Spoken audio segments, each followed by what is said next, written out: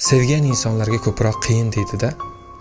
Aslida sevilgan insonlarga qiyin. Sababi sevgan inson u uchun orzular qiladi. Uni dunyosi deb biladi. Butun borliq hayotini u bilan baxshida qiladi. Va sevgan inson u uchun hamma narsaga tayyor bo'ladi. Hamma narsaga. Sevilgan insonlarchi buni oddiygina voz kechishadi. Va yillar o'tar. Balki oylar, balki yillar o'tar.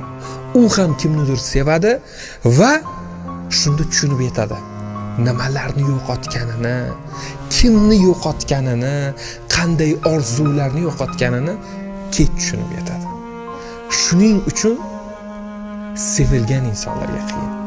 Sababi sevgan inson azoblanib kuyishi mumkin, lekin sevilgan insonlarga esa bitta so'zimiz: bu dunyo qaytar dunyo. Siz uchun ko'p narsa qaytishi mumkin. Shunaqa.